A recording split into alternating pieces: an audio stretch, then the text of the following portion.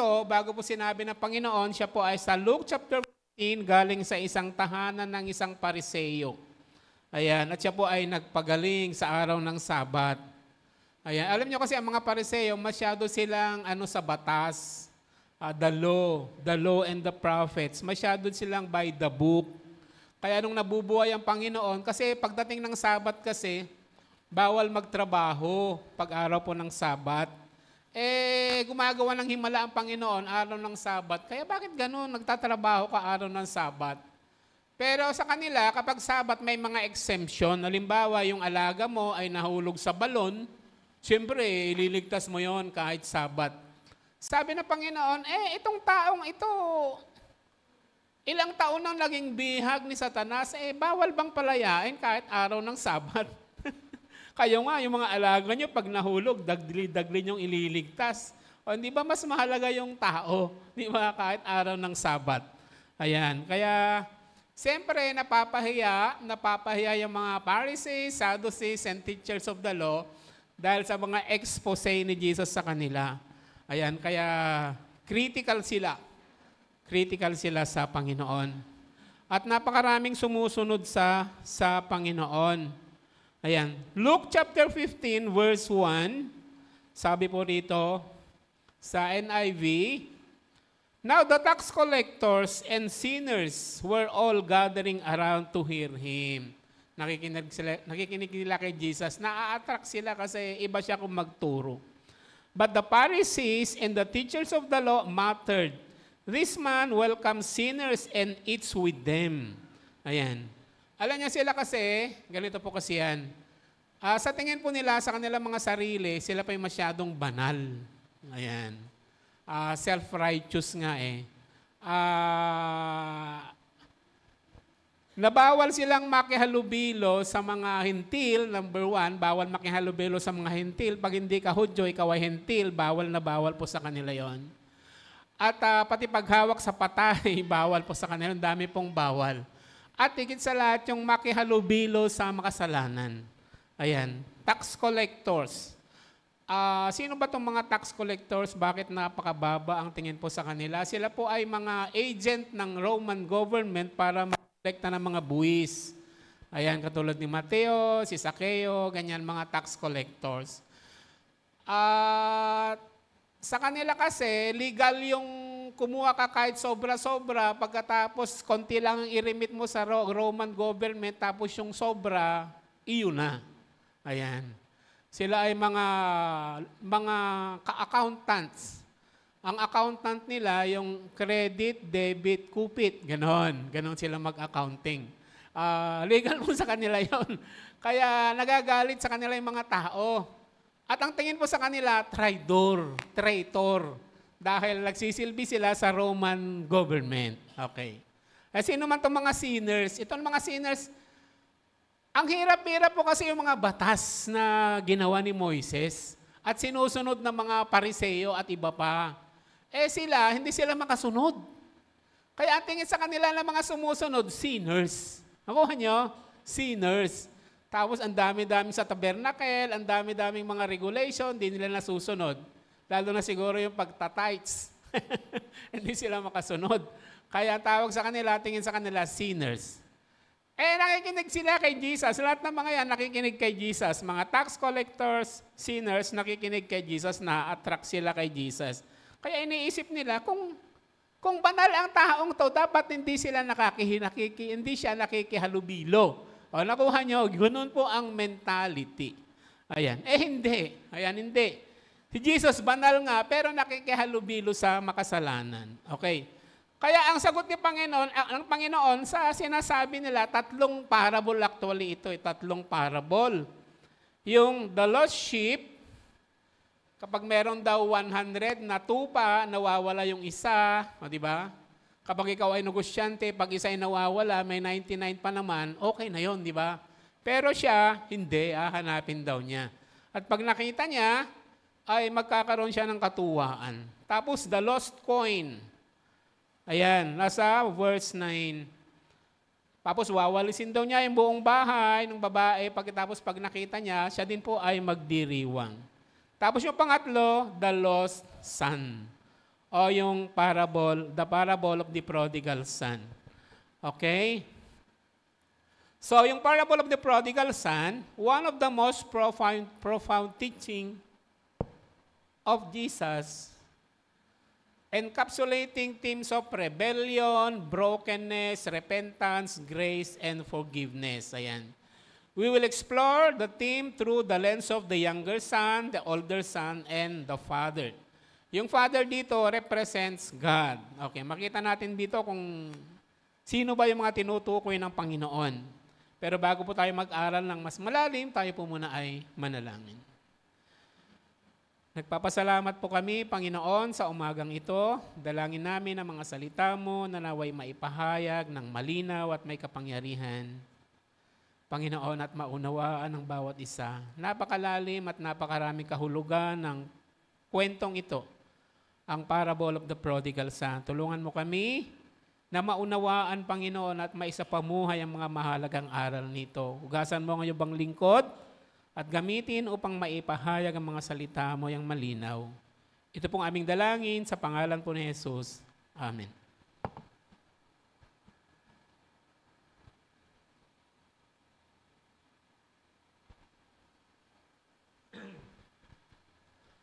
May 5 punto po na ating aaralin sa umagang ito. At bawat punto ay may mga sub-points, okay? So, Roman number 1, the rebellion of the younger son. Babasa ito sa Luke chapter 15, verses 11 to 13. Okay. Sinabi pa ni Jesus, may isang tao na may 2 anak na lalaki. Sinabi sa kanya ng bunso, Ama, ibigay na po ninyo sa akin ang mamanahin ko at hinatingan ng ama ang kanyang ari-arian. Pagkalipas ng ilang araw, ipinagbili ng bunso ang kanyang bahagi at nagpunta sa malayong lupain. Nilustay niya roon sa mga bisyo ang lahat niyang kayamanan. Okay. So, sa kanilang kultura po, ayan, the Jewish culture asking for one's inheritance prematurely was asking a kin, di ba? Parang katulad siya na pinatay mo na rin ng tatay mo. Di ba? Parang, tay, pagpalagay na natin na patay na kayo. Di ba? Kabastusan, in short. Parang ganun po yung nangyari. O, di ba? O, yan. So, hinati naman ng tatay.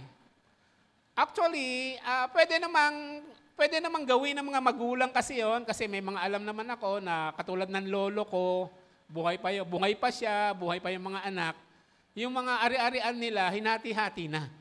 O, di ba? Okay po yun. Pero dito kasi, hindi pa, premature pa, siguro ginagamit pa yung pera, ginagamit yung arian, estate, sa pagnenegosyo, pinapalago. Pero yung anak, sabi niya, tay, akin na yung mana ko. Ayan. At sa culture po nila, kapag bunso, di ba, sa lagi kong sinasabi, kapag firstborn, nasa iyo yung birthright, mas malaki yung mana mo, di ba? 2/3 actually sa panganay, 1/3 sa kanya. Pero pwede namang dagdagan ng tatay ayon sa kanyang kagustuhan. Ayan. Sabi rito, hinati daw ng tatay. Ayan. Okay. Ayan. Hindi lamang tungkol sa financial transaction, kundi it represents profound relational rupture. Ibig sabihin para mong pinunit, rupture. Para mong pinunit ang iyong relasyon sa iyong mga mahal sa buhay. Okay. Okay, letter A, gusto niya yung meron siyang, autonomy. Sabihin niyo nga, autonomy. Ayan. Ano ba yung autonomy? Gusto niya yung independence. Ayan. Gusto niya yung mapag-isa. Gusto niya yung mapagsarili. Ayan. Siya ay selfish, siya ay self-centered, siya ay rude, siya ay unkind. Sabi niya kasi, give me, ibigay niyo na sa akin. Hindi niya, wala man lang please, wala man lang may I, ganyan. So yung tatay niya, sigurado rito, nasasaktan. Okay. Okay. So, gusto niya ng autonomy, the desire to control one's life, rejecting divine guidance. Alam niyo, sa creation, simula pa lang, si Adan at si Eva, di ba? Merong will ang God. Pero iba naman ang gusto nila, yung will nila ang gusto nilang sundin, di ba? Ganyan-ganyan po yung kwentong ito. Merong kalooban ng tatay niya, yung magulang niya. Hindi sinabi na nanay, walang kwento tungkol sa nanay. Hello? Meron bang magulang na nagnasa ng masama sa anak? O yan, di ba? Siguro napakasamang magulang na yon kapag merong ganun, di ba? Ayan.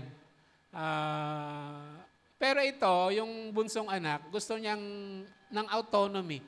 Gusto niya ng kalayaan. Okay. At ibinigay naman ng kanyang tatay. Okay. Letter B, merong, siyempre, nung malaya na siya, ayan, yung letter B, instant gratification. Ayan. Merong sense, initially the son experienced a sense of exhilaration, liberation. Ayan. However, this pursuit often leads to unforeseen hardship. Ayan. Siguro, hindi pa panahon, pero walang magawa yung mamaya na yan. Walang magawa yung tatay. Siguro, basta kinulit-kulit, pero napagbigyan naman, ibinigay ng tatay. So, ayan. Merong gratification. Pursuing immediate pleasure without considering long-term consequences. Marami pong kabataan ng ganun. Ayan. Yung basta susundo nila yung gusto nila at bahala na ang araw ng bukas. Sabi ng mga matatanda, anak, papunta ka pa lang, nakadoble biyahe na ako. O, di ba? Nakadoble biyahe na daw. Pero sabi nung bata, gusto kong ma-experience. Gusto niyang siya mismo yung makadiscover. Ayan. Hindi ko makalimutan yung sinabi ng teacher ko nung nag-aaral kami sa Bible School. 2 paraan para matuto ang isang tao. Tandaan niyo po ito. Una, sa sarili mong karanasan. Tama? Your own experience will teach you. Pangalawa, kung marunong kang mag-observe mula sa karanasan ng iba. Okay? Gusto niyo ng mas quick? Gusto niyo ng mas mabilis na aral na matuto? Matuto po tayo mula sa karanasan ng iba. Ayan. Mga kabataan, nakikinig ba kayo? Ayan. Marami kasi pagkabataan, gusto yung sarili nilang exploration. Doon sila matututo. Pero sabi ko nga, gusto nyo ng mas matalino, mas mabilis na matuto po kayo mula sa karanasan ng iba. Okay? Pero ito, ayaw niya eh. Ayan. So siya. Letter C. Okay. Disregard for relationships. Alam niyo ba sa mga pagpapasya na mali na ginagawa niyo? Hindi lamang kayo ang nasasaktan. Hindi lamang kayo ang nagdurusa. Hindi lang kayo ang nadadamay. Tama? Kahit yung mga mahal nyo sa buhay nasasaktan, nagdurusa. Tama ba? So kung mali yung pasya nyo, pati siya, pati yung tatay, siyempre. Actually, meron nga kapatid dyan eh. Na galit, mamaya puntahan natin. Disregard for relationship. So yung ginawa niya, ang dami niyang binali. Yun yung kultura ng Jewish culture. Okay. Ayan. So, binenta, ayan. Wild living. Ano ibig sabihin ng wild living? Ayan. Careless spending, di ba? Waldas. Ayan. Hello. Merong sakit ngayon eh. Merong sakit, lalong-lalo na siguro sa mga kababaihan. Hello? Bakit naman kababaihan? Kasi Father's Day ngayon. Okay. Yung bill mo kon yan, ha? Lalong-lalo na sa, parang napakadali na ngayong bumili, di ba? Mag-type ka lang, dot ka lang ng dot, tapos may GCash ka naman, maya-maya, deliver na. Di ba? Yung mga delivery boy nga, kabisado niya. Kabisado na yung lugar nyo, kabisado na pangalan nyo, di ba? Kahit initial na lang, kilala na nila. O tama, yan. Yung mga, tama ba ako?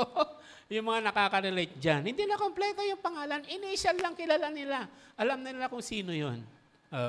Alam nyo rin kung sino kayo. Di ba? Ayan. Well, ganito siya. Di ba?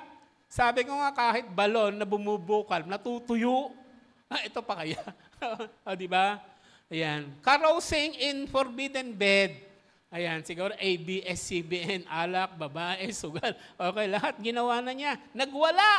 O siya po ay nagwala. Okay. Being loose, sabi nga nagwawala, di ba?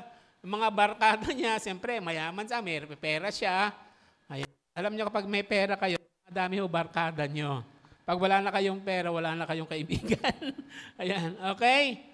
Ayan, gluttonous, o di ba? Walang humpay na kainan, drinking, partying. Ayan, okay. Ayan. So, ganun ang ginawa niya. Ayan. Ano nangyari? Ayan. Punta tayo sa Roman number 2. Ayan. Ano nangyari? Ayan, the reality of brokenness, na broke. Ayan, sabi ko nga, kahit bumubukal ang balon, matutuyuan. Okay, lalo na kapag El Nino, matutuyuan. Okay, Luke chapter 15, 14 to 16. Ituloy po natin ang kwento. Nang maubos na ito, nagkaroon na matinding taggutom sa lupaang iyon. Yan. Kaya't siya ay nagsimulang maghirap. Hindi natin alam kung ito ay kalooban ng Panginoon o ganti ng Panginoon o karma ng Panginoon o nagkataon. Ayan.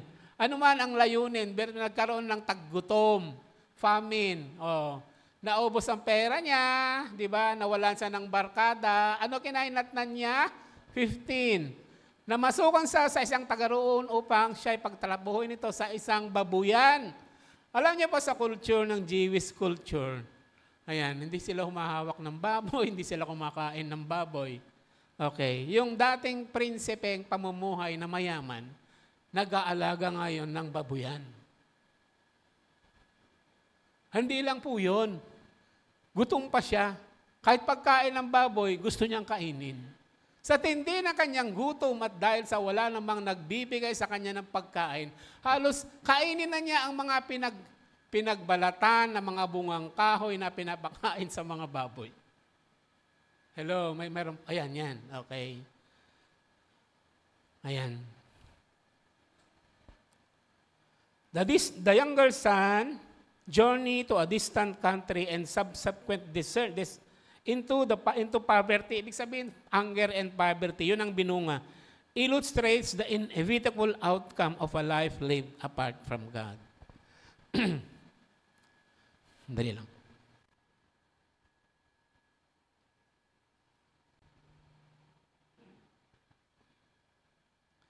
Minsan po, meron akong preacher na napakinggan na ang miserable daw na buhay ay yung taong nakakilala sa Panginoon pagkatapos nag-backslide. Alam niyo kung bakit? Kasi nasa iyo pa naman yung actually yung kino-convict ka ng Holy Spirit. Kaya lang, hindi mo alam. Hindi mo ma-enjoy ang mga pleasures, leisures ng mundo kasi may kumo-convict sa'yo. At the same time, palayo ka pa rin na palayo sa Panginoon. Kaya minsan sabi nga, yun daw ang miserable na buhay. Okay? Katulad po ng inaaral po natin. Ayan. The world's garbage or wild living will always leave a man empty and hungry. Okay? The world, its pleasure, wealth, and styles will please the body, but leave the soul empty. Diba? Yung kaluluwa mo empty, masaya yung laman, pero yung kaluluwa, espiritu mo empty. Okay. Ano mga na-experience niya? Okay, puntahan natin. Letter A, ayan. Merong material deprivation. Ayan. Naubos. Wala sigurong natutunan kasi prinsipe nga laki sa layaw di ba? Laki sa layaw, Jeff Rocks. Hindi siya natuto sa tatay niya. Oo, sana kung lahing Chinese, di ba? Na marunong mag-business. Hindi gano'n ang nangyari sa kanya. Basta inubos niya sa palungi. Ayan. Palunging pamumuhay ang kanyang Basta waldas siya. Kaya naubos. Ayan. So nagkaroon ng material deprivation. Of wealth and status. Ayan, okay. Alam niyo yung ginawa niya, siyempre, nabalitaan ng mga kasama nila sa nayon. Napakasama naman ang ginawa ng batang ito, di ba? Ganon ang balita sa kanilang nayon. Ayan. So, yung wealth and status. Ayan. Tapos, nagkaroon ng, hindi lang material deprivation. Pangalawa, ayan. Social isolation. Ayan, hirap nyo. Wala naman siyang COVID, pero na-isolate. Di ba? Ayan, wala pa namang COVID. Social isolation. Nawala, malayo siya sa kanyang magulang. Nawala na yung mga barkada niya. Ang kasama niya ngayon, mga baboy. Baboyan. Ayan. Ano nangyari sa kanya? Siyempre, amoy baboy siya. Ay payat kasi walang pagkain. Ang pagkain kasi ng mga baboy doon ay mga prutas. Sabi sa binasa natin, kahit yung pinagbalatan na prutas, walang magbigay sa kanya. Diba? Gutom. Ayan. So, social isolation. Alienation from family and community. Diba? Ayan. Siyempre, ang hirap. Ayan. Pangatlo, hindi lang social isolation, hindi lang kawalan sa mga kaibigan o kapwa-tao, spiritual desperation. Ayan. Nakuha niyo spiritual desperation? A deep hunger for more fulfilling than worldly pleasures. Ayan. Alam niyo, merong philosopher na nagsabi na sa bawat tao, makinig po kayong mabuti, ay meron tayong hinahanap. At hanggat hindi mo makita yung hinahanap mo na iyon, ang buhay mo ay hungkag. Alam niyo yung salitang hungkag? Vacuum, may vacuum. Sa puso ng bawat tao ay merong vacuum, merong hungkag, na ang tanging makapagpupuno nito ay ang Diyos lamang. Naniniwala po kayo ron? Ang tao, kung ano-ano ang ginagawa niya para mapunuan yung hungkag na yon, siya ay success, nag-aaral para maging matagumpay, pera, negosyo, di ba? Sports, di ba? May champion na ba sa NBA? Ha? Wala pa? Ano na score? Ha? 3-1. Sports, di ba? Masaya, di ba? Sa trabaho nga namin, ang dami-daming trabaho eh. Aba, nagsisigawan. Di ba? Nanonood pala ng NBA. Di ba? Di ba?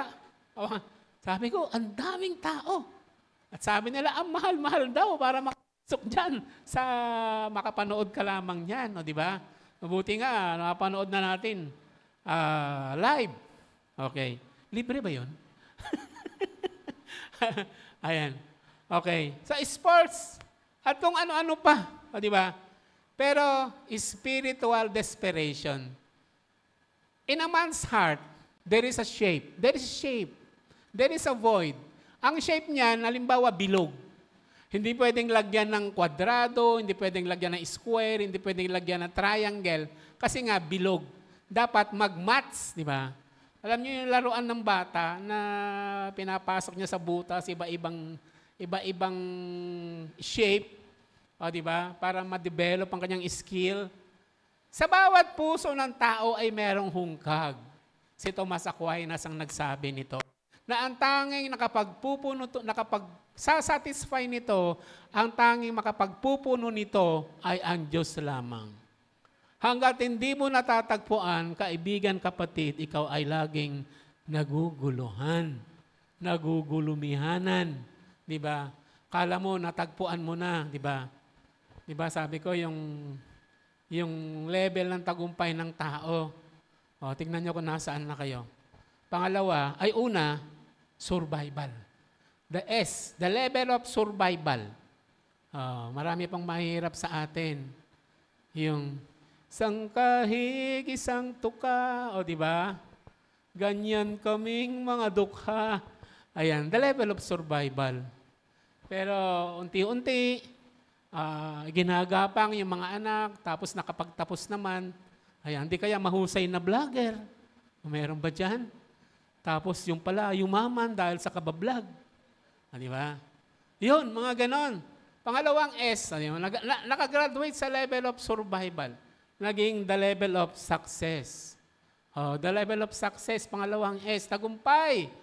Tagumpay, sabi nga nila, pag marami ka ng pera, mapupuntahan mo kung saan mo gusto at makakain mo kung ano gusto mong kainin. Di ba? Ang tanong, masaya ka na ba? Tagumpay ka na ba? Masaya ka na? Siyempre, nakakapunta ka na sa Boracay. Marami ka na napupuntahan. Ayan, siguro mayroong level of satisfaction. Okay. Ayan, tapos kaya lang, maraming mga yayaman. Bakit maraming mga mayayaman ang nagpapakamatay? Di ba kayo nagtatanong? Di ba? Marami na silang pera, nasa kanila lahat. Katulad ni Solomon, di ba? Nasa kanya na lahat, kinaiinggitan, di ba? Meron siyang gold, meron siyang glory, marami siyang girls, di ba? Meron siyang fortune, meron siyang fame, marami siyang female. Pero sumulat siya ng Ecclesiastes, sabi niya, wala daw kabuluhan ng buhay. Alam niyo kung bakit? Kasi yung araw niya, yung kompas niya na dating nakaturo sa Panginoon, unti-unting lumiko. Iniliko ng mga asawa niya. Di ba? Yung dati ang Diyos niya na nag-iisa na very dedicated siya, yung mga asawa niya kasi may kanya-kanyang Diyos-Diyosan, kaya wala, naligaw siya. Meron nga siyang Diyos, pero naman ng Diyos-Diyosan ng asawa niya, Diyos din niya. Di ba? Sabi ng isa, darling, sumamba naman tayo kay Chemos. Sabi ng isa, darling, sumamba naman tayo kay Baal. Darling, ginawa mo ng templo ang Diyos mo. Gawa mo naman ng templo yung Diyos-Diyosan ko. Oh, ayan, kaya iniligaw. Nailigaw ng mga ng mga asawa niya, yung puso ni Solomon. Okay, meron bang, survival, success, tapos, ano ba yung S? Satisfaction. Ayan. Ang tunay lang nakapagbibigay ng satisfaction sa buhay natin, walang iba kundi yung gumawa sa atin. Amen? Hanggat hindi mo natatagpuan yon, ikaw ay naguguluhan. Ikaw ay nagugulumihanan. Kahit marami ka ng pera. Tama ba po? Tama po ako. Ayan. Hindi po pera ang makapag-fulfill, makapagsasatisfy sa buhay ng tao. Diba? Siya kasi ang lumikha sa atin. Kaya alam niya kung ano ang dapat para sa atin. Sabi ko nga kanina, may God's will. Pero itong younger son, meron namang self-will. Meron namang sariling kalooban. Ayan. Maganda na alamin natin kung ano ang kalooban ng gumawa sa atin.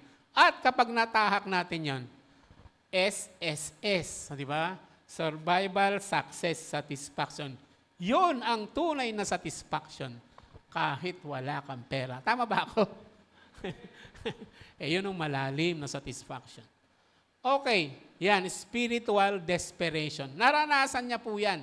So, dry na siya. Ayan, di ba? Ayan. Kaya lang, mabuti na lang, nag-iisip siya. Ayan. Kasi nagugutom siya. Naalala niya yung tahanan ng kanyang ama. Ayan.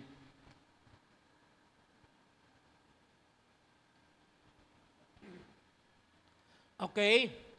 Punta tayo sa point number 3.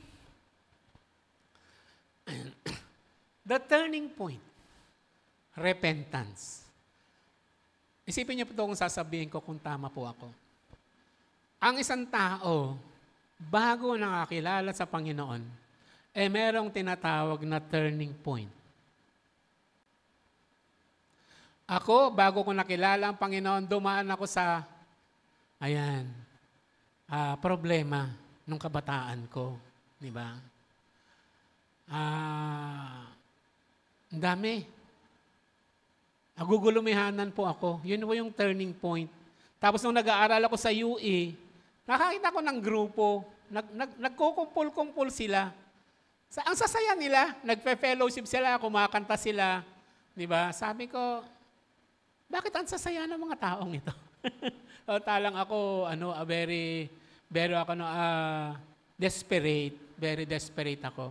Okay? Tapos, isa sa kanila pala, kaklase ko. Ayan. Ang na-share niya sa akin, yung tungkol sa Bible. Ayan, tungkol sa pag-ibig ng Panginoon.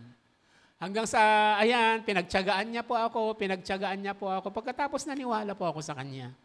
Ayan. Tapos nung nagsimula, binabasa ko yung Bible. Napakaganda, napakasarap. Sabi ko, nung binabasa ko yung Bible, nung young Christian po ako, nababasa ko yung buhay ko. Ayan. At sabi ko, parang kinakausap ako ng mga salita ng Diyos. Di ba? Sabi ko, napakapalad naman ka ako nung taong tinutukoy nito. Hindi ko alam, ako na pala yun. Ayan. Ayan, hanggang sa isuko ko ang buhay sa Panginoon. Yun po yung turning point. Ayan. Ang younger son, ito po yung kanyang turning point. Siya po ay masyadong desperado sa buhay. Ayan. Magandang umaga po. Welcome po kayo. Siya ay desperado sa buhay. Siya ay gutom. Mamamatay na siya sa gutom. Sabi niya, naalala niya yung pinanggalingan niya. Okay. Basahin po natin. Sabi niya, ngunit napag-isip-isip niya ang kanyang ginawa at nasabi niya sa sarili, labis-labis ang pagkain ng mga alila ng aking ama, samantalang ako'y namamatay dito sa gutom. O di ba? Nagpaparte sila, labis-labis. Ayan, ito na, sabi niya, babalik ako sa aking ama at sasabihin ko sa kanya, Ama, ayan, meron siyang mga sasabihin. Nagkasala po ako sa Diyos at sa inyo. Ayan, tama yun. Unang-una, kapag meron tayong ginagawang mali, kahit sa kapwa nating ginawa, sa Diyos po tayo nagkakasala. Kaya sabi niya, Tay, una, nagkasala ako sa Diyos at sa inyo. Ayan, yun yung pag-amin. Ayan, yun yung gagawin daw niya. Hindi na pa ako karapat-dapat na tawaging anak. Oh, tama di ba? Bakit? Kasi mamamasukan siyang katulong para mabuhay. Ayan. Ibilang na lamang ninyo akong isa sa inyong mga alila. Ayan. Okay. So, the turning point. The turning point in the younger son's story is his moment of self-realization. Ayan, and repentance. Recognizing his dire situation, ayan, he decides to return to his father and seek forgiveness. Ayan.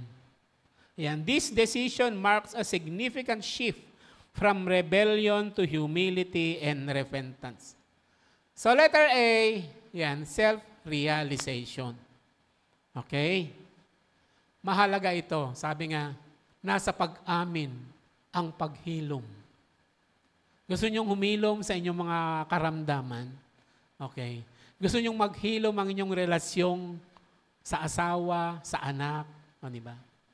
Alam nyo, hindi po masama na ang isang magulang ay magsabi ng sorry, I'm sorry sa kanyang anak. Di ba? Sabi ko nga, ang mga magic words na ito, kapag marunong daw tayong sambitin ang mga magic words na to ay totoong tao na tayo. Sabi ni Pastor Ed Lapis. Marunong ka bang magsabi ng I'm sorry? Marunong ka bang magsabi ng thank you? Marunong ka bang magsabi ng excuse me? O, di ba? Ayan. Thank you. Yung marunong magpasalamat. Di ba? Hindi yung nakatanggap ka, tumalikod agad. Di ba? Marami yung ganon, itunuro ang Panginoon. Di ba yung 10 na pinagaling, sabi niya, nasan yung 9? Bakit isa lang ang bumalik para magpasalamat? At yung isa, foreigner pa. Di ba? Samantalong, meron kasing ibig sabihin yung ano na yun, yung parable na yun. Yung 9 kasi doon, Hudyo. Jew. Yung isa doon, Samaritan, foreigner.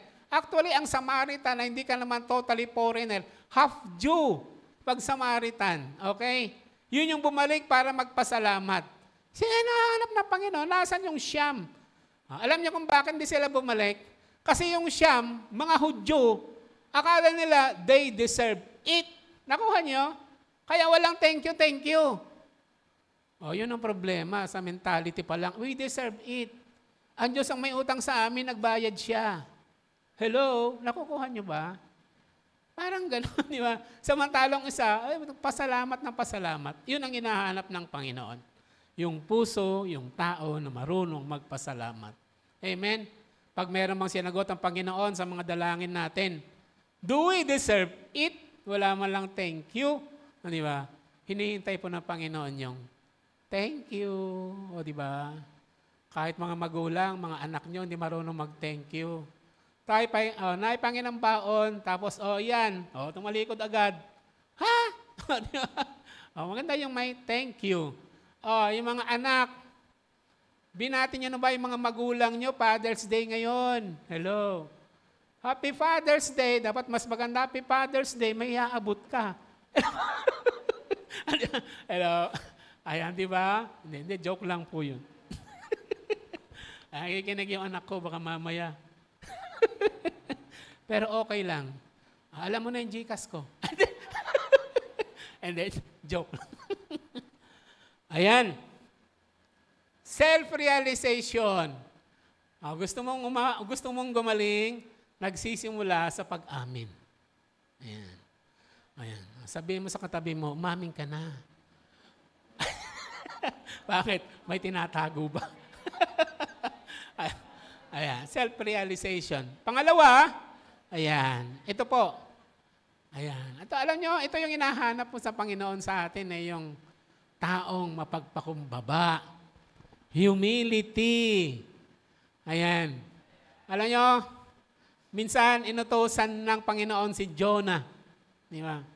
Para bigyan ng babala ang Ninibe. Kasi ang mga Ninibe kasi ay mga mababagsik, mababalasik.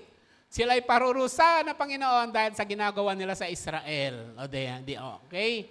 Ayan. Alam nyo kapag ang mga taga Ninive, kapag mga Assyrian Empire yan, Ninive, sila yung nag-depose sa Northern Kingdom, yung 10 tribes of Israel. Kapag meron silang nahuling Hudyo, ayan, among the 10 tribes, babalatan ka nila ng buhay, yung balat mo, tapos ginagawa nilang kurtina sa kanilang mga kalsada. Ibig sabihin, ay, mag-isip-isip kayo kapag kalaban namin kayo. Ang dami naming kurtina. Ayan, bawat isa dyan na mahaba, balat ng isang buhay na tao, binalatan namin yan. O, ganun sila kababagsik. Kaya, eto na, sabi ng Panginoon, puno na ang salop, dapat na kayong kalusin. Ayan. Kaya, inutusan si Jonah. Ayan, ayaw. Ayaw ni Jonah.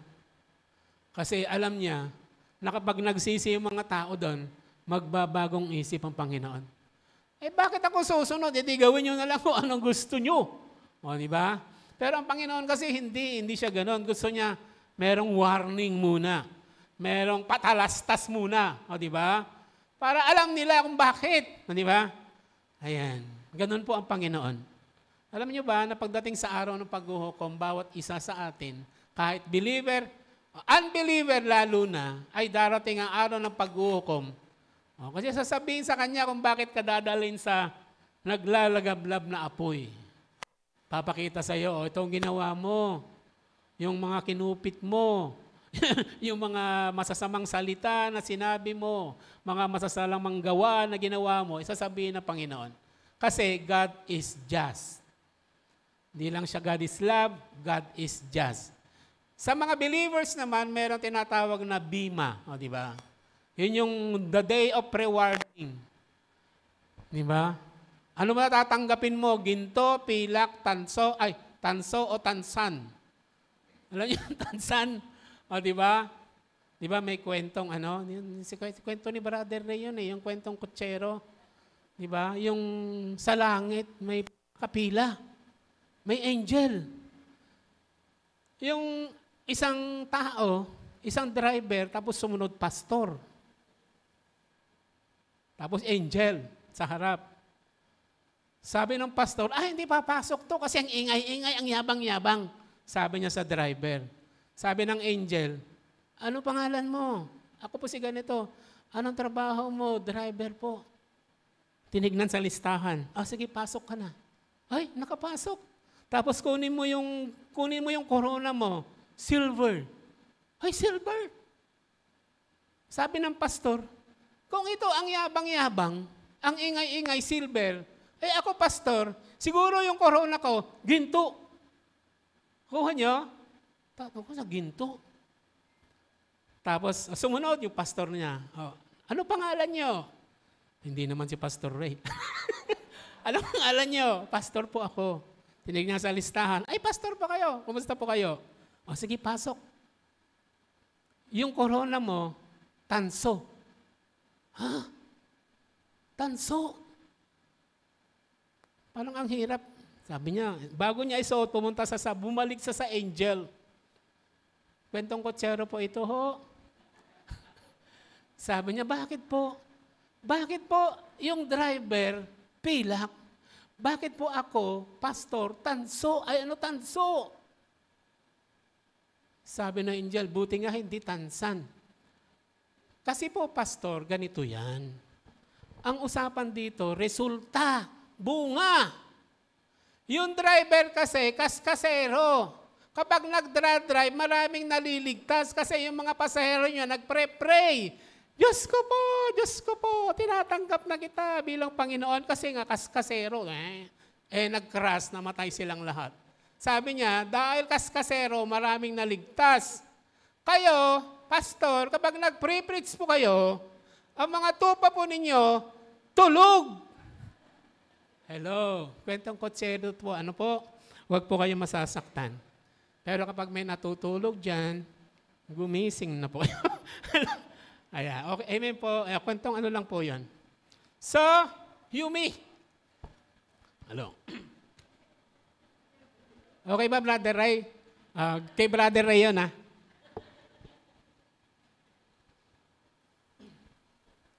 Hindi, okay pa naman. Hello. Ayan. Pangatlo po, letter C, action.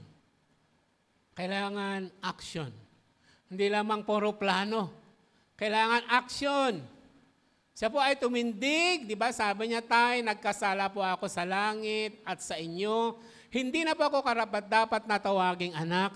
Tanggapin niyo na lamang po ako bilang isang alipin. Handa na siya. Kahit sa pinakamababa, o nagtrabaho nga sa babuyan, di ba? Tanggap na niya. Kasi amin na niya. Kasalanan naman niya, di ba?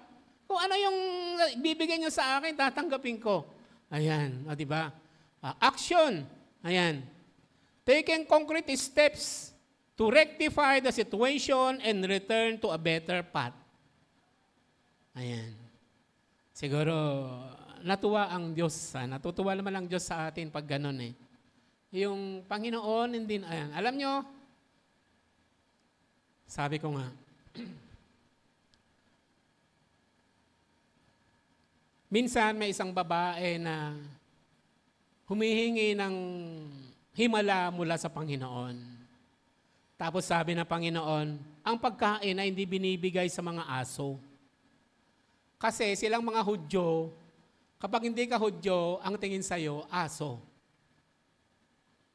Ang Panginoon mismo, sinabi niya yun. Okay. Pero sabi ng babae, opo Panginoon, pero kahit mga mumu na nalalaglag sa hapag ng Panginoon ay kinakain ng aso. Di ba? Sabi ng Panginoon, dahil sa sagot mo, yung hinihingi mo, nakamtan mo na. Gumaling yung anak niya. Di ba? Ayan. Action. Hindi nadidismaya ka agad. Di ba? Hindi nadidiscourage ka agad. Si Jairo, lumapit sa Panginoon. Pero may sumunod, sabi niya, wag mo nang gambalain ang guro. Kasi yung anak mo, patay na.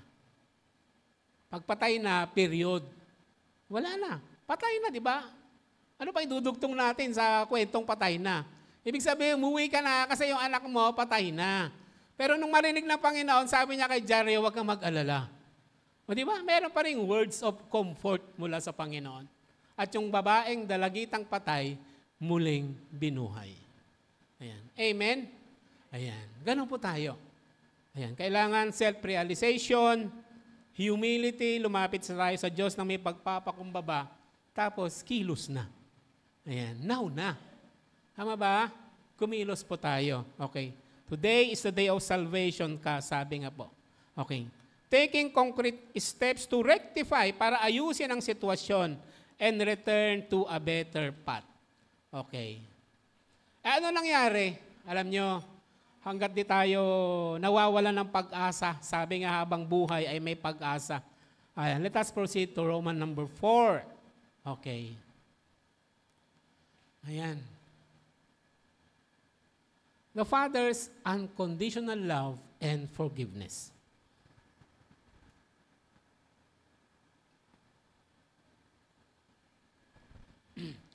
Luke chapter 15, 20 to 24. At siya'y nagpasyang umuwi sa kanila. Ay, umuwi na. Malayo pa ay natanaw na siya ng kanyang ama. Ayan. At dahil sa matinding awa, ay patakbo siyang sinalubong, niyakap at hinalikan. Ibig sabihin, simula nung umalis siya, yung tatay niya naghihintay. What a love. Kasi katulad niya, ang kalsada, ganyan, sanayon kasi mahaba. Diba araw-araw siguro yung tatay niya, siguro kahit gabi nag-aantay. Kasi kung di nag-aantay, hindi niya makikita na dumarating na yung anak niya. Pangalawa, bakit siya tumatakbo? Kasi pag nakita siya ng iba, ay, ito yung salbaheng anak na bumastos sa magulang. Pwede siyang batuhin buhay bilang parusa sa ginawa niya.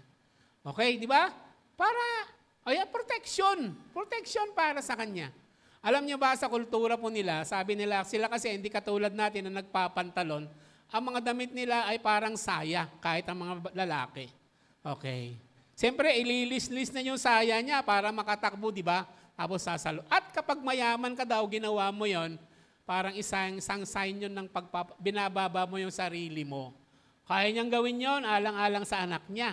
Okay, nakuha niyo. Ang dami niyang ginawa, nalabag sa kanilang tradisyon dahil sa pagmamahal niya sa anak niya. Amen. Alam niyo ba na lahat yan? Ayan. Sabi sa parable na yon, the lost sheep, na kahit daw isang makasalanan na numbalik loob sa Panginoon, kahit sa parable na yan, isang makasalanan na numbalik sa Panginoon, ay laksa-laksang mga anghel ang nagdiriwang. Hello, mamaya punta tayo doon sa tinatawag na celebration. At sinabi ng anak, Ama, ito yun, di ba? Ito yung sinabi niya, nasasabihin niya nagkasala po ako sa Diyos at sa inyo. Hindi na po ako karapat-dapat na tawaging anak ninyo. Okay, ito po. Naririnig kaya ng tatay yung sinasabi nito? Verse 22. Hindi po naririnig ng tatay. Alam niyo kung bakit? Dahil sa katuwaan, kagalakan ng tatay niya, hindi niya naririnig yung sinasabi. Bagkus, ito ang sinabi ng tatay niya. Ngunit, tinawag ng ama ang kanyang mga alila, Dali! Kunin ninyo ang pinakamagandang damit at bihisan ninyo siya. Siguro nung umalis siya, ang gara-gara ng damit niya, pero ngayon galing sa kulungan ng baboy. Siguro amoy baboy. Tama ba? Gusgusin. Siguro pati yung damit niya na magara, nabenta na lahat para makakain. Wala na. Di ba? Siguro, ayan. Galing yung mga damit niya, gutay-gutay na lang. Kunin niyo ang pinakamagandang damit at bihisan ninyo siya. Suotan ninyo siya ng singsing at sandalyas. Ano yung singsing? Ikaw ay heir. Singsing, it is a sign of authority. Sandalyas, bakit? Kasi mga slaves, hindi naman nagsusuot ng mga sandalyas. Anak, mga prinsipe, mga anak na nagsusuot ng sandalyas. At ito pa, katayin ninyo ang pinatabang guya. Ano yung pinatabang guya? Ito po ay hayop na hindi nila hinahayaan na gumala. Ito po ay nasa kural, pinapakain lang nila. Bakit ayaw gumala? Para hindi magkamasel. Di ba? Para yung mga karne, mga katawan niya ay malambot. Para kung kinatay, ang sarap kainin. No? Di ba? Anong part ng baboy yon? Ano part ng baka yon? Yung malambot. Di ba? Bulalo. Di ba? Wow, bulalo. Ayan. Pakuluan mo lang ilang oras tapos mayroong taktak mo yung, di ba? Ano yung nasa pagitan ng buto? Ayan, ang sarap. Pinatabang guya. Kinakatay po nila yan sa mga special celebration. Ibig sabihin, may guest na dumating, mayroong special celebration. Nakukuha nyo ba? Yan yung galak. Yan yung tuwa ng tatay. Tayo'y kumain at magdiwang sapagkat ang anak kong ito ay namatay na, ngunit siya'y nabuhay. Amen. Nawala, ngunit nasumpungan, natagpuan, at sila ay nagdiwang. Pagdiriwang. Yan. Amen. So letter A, ayan. Merong ang tatay niya, compassion. Hello. Ito yung sagot ng Panginoon sa mga bumabatikos. Ang parable na ito, yung tatay, si Jesus represents the tatay. Yung younger son represents the sinners and the tax collectors. Yung older son, mamaya, represents the Pharisees, Sadducees, the teachers of the law who are self-righteous. Mamaya, aaralin natin yan. So yung tatay niya, ito yung katangian. Compassionate. Hello. Mahabagin. Maawain. Hindi niya sinabing, bakit ngayon ka lang? Mabuti nga sa'yo. Ano na pala mo? Sinumbatan ba yung anak? Hindi po. Ayan. Mamaya, tatanungin ko sa inyo, among the three characters, nasaan po kayo? Saan kayo sumisimpatya? Okay. Ang tatay niya, compassionate. Letter B, ayan. Restoration. Ibinalik sa dating kalagayan. Gusto lang ng bata mamasukan para mabuhay. Pero hindi, much more than that ang ginawa ng tatay. Ni-restore, ibinalik. Anak, hello, nakukuha niyo ba? Kapag ikaw ay lumayo sa Panginoon, ang tatay po natin ay naghihintay at huwag kang mag-alala. Hindi ka katulong, hindi ka yaya, ikaw ay anak. Amen ba? Naghihintay lamang po siya, anak ang tawag niya sa iyo. And letter C, mayroong, ito ang mahalaga, mayroong celebration. Bakit ang nabubuhay ang Panginoon? Ang sabi nila, kung ikaw ay makadiyos, bakit puro party? Yung unang himala, party, tama ba? Turning water into wine, nasa party ang Panginoon. Ito na naman, party-party. Bakit? Ang sabi kasi nila, kapag banal ka, dapat lagi kang malungkot. Pag banal ka, dapat lagi ka lang gutom. Kapag banal ka, bawal magsaya. Sino may sabi sa'yo? Bakit ang Panginoon iba ay tinuturo? Tama ba? Nakukuha niyo ba? Dapat ka banal ka, lagi kang nagtitika, lagi kang nagfa-fasting, di ba? Magpapalo ka sa likod, gumapang ka sa kalsada. Sino may sabi? Di ba? Merong itinurong ganon? Wala. Bawal mag-party. Hindi. Ang bawal kapag party, Sharon Cornet, magsya-Sharon ka. Pero bawal yun. Sabi ko nga, dapat, wag naman Sharon, dapat Gabi Conception naman. Diba? Hello, joke lang po yun. Pwede kang mag-Sharon, pero pagkatapos na ng handaan. Pero kapag ongoing pa yung handaan, huwag ka munang umawit ng Sharon. Ano po yung Sharon, Pastor? Hindi nyo alam yung Sharon. Alam nyo na yun. Balutin mo ako. Diba? Yeah. Okay. Celebration. Meron pong celebration. Ayan. The fattened calf, the feast signify the joy in heaven over a repentant sinner. Ang isang nanunumbalik loob, merong celebration. Di ba? Hindi man natin nakikita, pero ayan. Alam niyo ba nung isilang Panginoon, merong laksa-laksang angels ang nagdiriwang kasi magkakaroon ng pag-asa ang mga kasalanan, kaligtasan. Kapag may naliligtas na isang kaluluwa, sabi, nagdiriwang din ang laksa-laksang anghel. Amen po ba? Ayan, okay. Ibig sabihin, kung may nagdiriwang, yung kabaliktaran, kapag may umaalis o umaayaw, kapag may nagkakasala, ayan, nagre-grieve din daw ang banal na espiritu. Ayun naman yung other side of the coin. Okay? Ayan. Okay. And Roma number 5, ito na yung ano.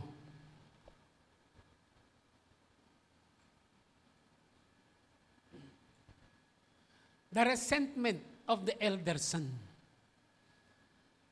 Okay. Merong masama ang loob. May nagdiriwang pero may kabaliktaran. May masama ang loob. Ayan. Aalamin natin bakit. Okay. Basahin po natin. Nasa bukid noon ang anak na panganay. Mga panganay, taas ang kamay. Wag na pala. Okay. Panganay. Hindi mo madaling maging panganay. Tama ba? Lagi kang napapagalitan. Tama ba ako? Tama ba yun? Laging, parang yung kanta ni Freddy Aguilar. Ako ang nasisisi. Di ba? Paggising sa umaga, sermon ng almusal. Di ba? Panganay. Parang ang hirap. Responsibilidad.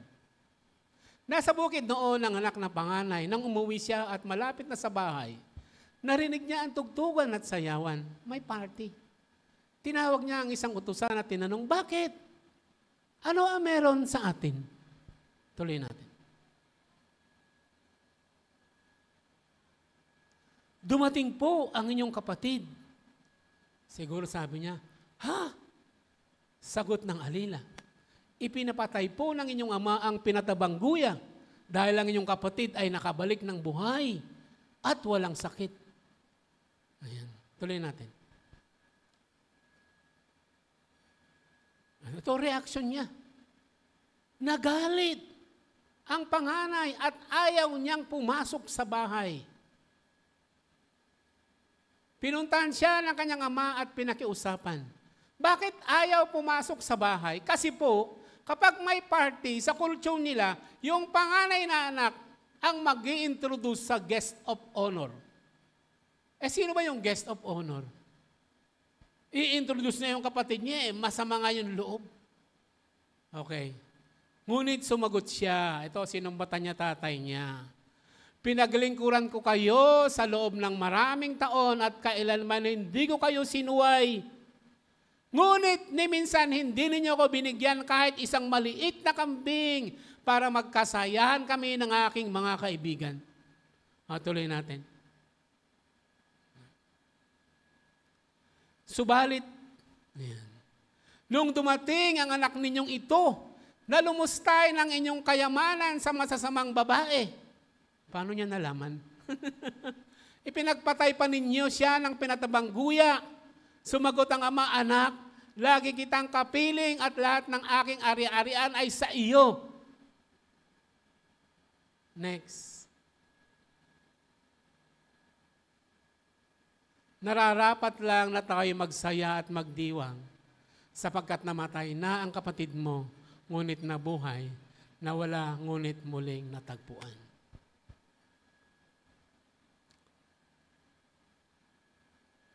Yung elder son represents the Pharisees and the teachers of the law.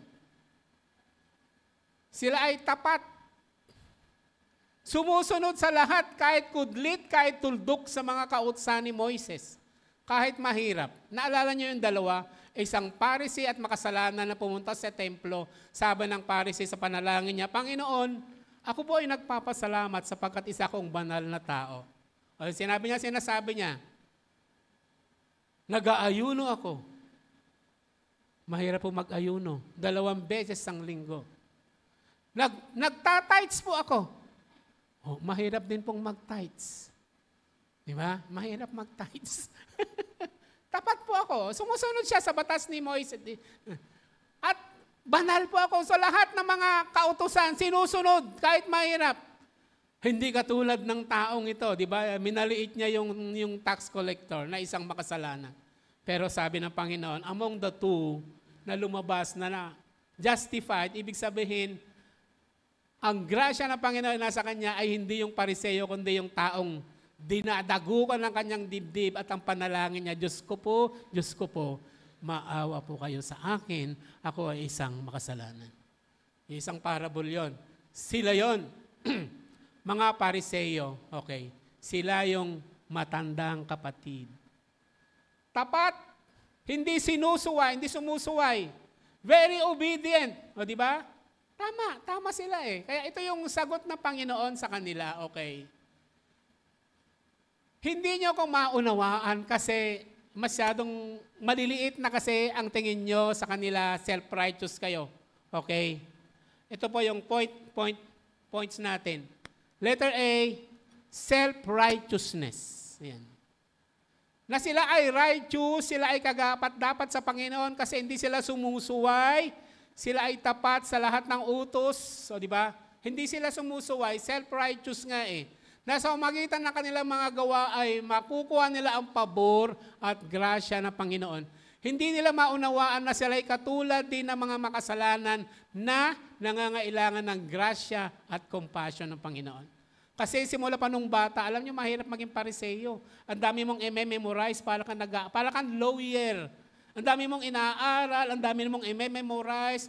Bago ka kumain, ang daming ginagawa, hugas dito, hugas doon. Ang dami mong isinusuot, mga salita ng Diyos, tapal dito, tapal dito, tapal dito. Ang daming ginagawa. Okay, para sumunod sa kautusan. O, di ba? Kaya ang tingin nila sa kanilang sarili dahil wala silang nilalabag, ayan, mga taong banal. Nakuha nyo? Self-righteous. Okay. Hindi nila ma-realize na katulad din sila ng mga mabababa, makasalanan. Okay. Pangalawa, meron siyang sama ng loob. Meron siyang bitterness. Hello.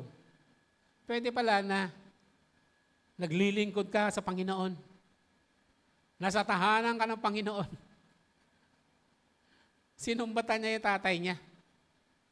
Kahit isang bisirong kambing, hindi mo wala ako binigyan para kami ay magkasiyahan ng aking mga barkada. Meron siyang sama ng loob. Siguro, kaya umalis yung kapatid niya kasi masyado siyang mahigpit. Para siyang manang, hello. Para siyang manong, hello. Bawal magsaya, bawal ngumiti, kailangan ang damit mo, walang nakikita kahit konti sa laman. Ano parang, hello. Diba? Kaya umalis yung kapatid niya kasi nagsawa. Mabait yung tatay pero yung kapatid, hello, ginugulpi pala siya. Binubuli pala siya. Hello, meron bang ganon? Hello, sabi ko nga kanina, naiintindihan ko. Kasi sa aming 7 magkakapatid, pangalawa po ako. Yung kuya ko, pag wala yung kuya, ako, pangalawa. Kaya yung junior namin, para ako yung elder pag wala yung tatay namin. Binubuli ko yung junior. Minsan, yan, yung junior namin wala na. Naglayas po yung junior namin pumunta sa Maynila dahil sa akin. Hindi pa po ko Kristiyano po noon. Nagsumbong sa tatatay ko. Dahil kay Kuya Ray, dahil kay Manong Ray, masyado daw mabagsik. Bakit hindi ako mabagsik? Meron akong, nagseselos ako lagi. Pag ako, 5 piso, siya, 20 pesos. Junior kasi. Kapag ako, mabigat yung trabaho, siya, walang trabaho. Junior kasi. Sinong mga junior dyan? Ayan. Meron siyang bitterness. Nandyan na naman yung anak nyo. Diba? Yung mana ko. Diba? Anong mangyayari? Makikihati na naman. O diba? Yung pinatabang guya, tama yun, hindi nyo man lang, kahit bisirong kambing, wala man lang, tapos yung pinatabang guya, kinatay nyo para sa kanya. O anak, pumasok ka na kasi magsisimula na yung party. Diba? Yung kultura natin, ikaw bilang panganay ang mag-i-introduce sa guest of honor. Anong guest of honor? Guest of horror siguro meron. Pero hindi guest of honor. Masama ang loob. Ayan. Letter C, hindi niya maintindihan yung grasya ng Panginoon. Naglilingkod siya sa tatay niya, kapiling lagi yung tatay niya, pero malayo ang kalooban niya sa tatay niya. Nakuha niyo. Mga Pariseyo, teachers of the law, naglilid.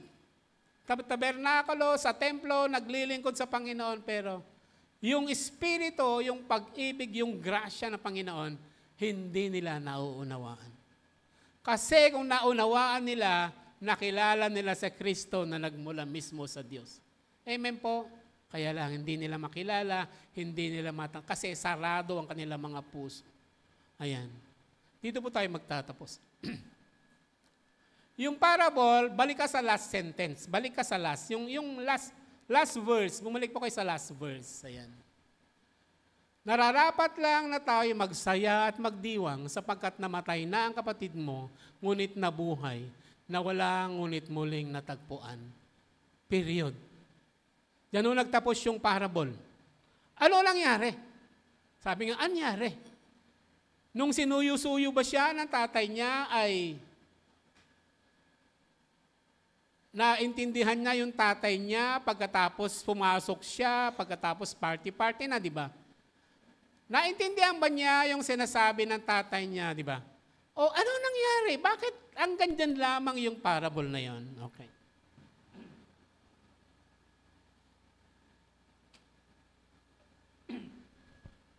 Ganito po yun. Sabi ng mga theologians, yung anak na panganay, merong dalawang option. Makinig po kayo mabuti. Yung first option, maniniwala sa tatay niya, okay? Mauunawaan niya yung tatay niya, pagkatapos papasok siya, magkakaroon ng reconciliation, di sasaya. Tapos dapat, katulad ng mga fairy tale, and they live happily ever after. Ganon dapat ang ending. Yung pangalawang option, alam nyo, yung pangalawang option, ganito po ang gagawin ng panganay na anak. Dahil labis-labis na kahihiyan ang ginawa ng bunsong kapatid. Kahihiyan ng kanilang pamilya, kahihiyan mula sa kilalang tao. Alam nyo, at alang-alang sa natitirang yaman na ari-arian na dapat sa kanya, to be able to secure the estate na para sa kanya. Alam nyo kung anong gagawin niya? Papatayin niya yung kanyang ama para yung kayamanan na natitira mapupunta sa kanya. Ganito po ang explanation ng parable. The Pharisees, the teachers of the law, the scribes, represents the elder son. The sinners, tax collectors, represents the younger son. Si Jesus represents the father na pinagre-reconcile silang dalawa. Merong dalawang option. The Pharisees and the Sadducees, teachers of the law, will reconcile to the sinners. Tatanggapin nila yung explanation at paniwalag ni Jesus at magkakaroon ng reconciliation. Second option, papatayin nila si Jesus para yung ang kanilang mga pwesto, katungkulan, yung kanilang mga influence, ang kanilang mga pangalan. Okay? Yung kanilang status to be able to preserve. Ililigpit nila si Jesus, okay, para ma-preserve nila ang kanilang status. And history will say ano ang kanilang option na ginawa. Amen? Nakuha nyo, niligpit po nila, pinatay po nila si Jesus, who represents a compassionate, a loving, a gracious God. Amen po. Ngayon po, katulad na tinatanong ko kanina, among the three, nasaan po kayo? Ikaw ba ay katulad ng younger son na nawalay, nagkawindang-windang ang buhay, pero bumalik at tinanggap ng tatay ng Diyos? O ikaw ba yung panganay na anak, para kang manong, para kang manang, na napakahigpit, di ba? Judgmental, hello, self-righteous, religious, self-righteous. Kala mo malapit ka sa Diyos, pero malayo pala. O ikaw ba yung ama? Na naiintindihan mo yung sitwasyon ng mga anak mo. Loving, compassionate, gracious. Sana po lahat ng mga ama, katulad po tayo ng isang ama na merong loving, di ba? Malalim ang pangunawa, malalim ang pagtanggap, di ba? Hindi nanunumbat. Malawak ang pag-ibig, malawak ang pagmamahal, handang magpatawad hanggang tumanggap. Amen po. Oh, para sa mga ama. Happy Father's Day po, mga tatay. Kahit ang mga nasa online. Sana po ay naunawaan natin ang parable na ito. Tayo po ay manalangin. Panginoon, kami po ay nagpapasalamat sa araw na to. Salamat sa malalim na kahulugan ng parabola. Panginoon, ngayon ay araw ng mga tatay, dalangin namin na maging katulad ng kanilang puso, pag-iisip ang tatay ng parable. Na malalim ang pag-ibig, compassionate, forgiveness, Panginoon, sa kanyang mga anak. Panginoon, kung mayroon mang katulad ng panganay, Panginoon, buksan mo ang aming mga mata. Makita namin ang aming mga sitwasyon na kami man ay katulad din ng mga makasalanan na nangangailangan ng iyong pagpapatawad at grasya. Tulungan mo kami na maglingkod, Panginoon, sa iyo ng merong kagalakan, may katapatan, at Panginoon, may malalim din na pagtanggap, pangunawa, hindi judgmental sa aming kapwa. Panginoon, lalo na sa mga alam namin na malayo sa iyo. Lord, at sa mga younger son, Panginoon, na malayo sa iyo, dalangin namin, O Diyos, na patuloy na magkaroon nawa ng self-realization, Panginoon, at kumilos palapit sa iyo. Salamat, Panginoon, sa araw na ito. Pagpalain mo ang mga salita mo. Pinupuri ka namin, pinasalamatan. Sa pangalan po ni Jesus. Amen at amen. Palakpakan po natin ang ating Panginoon.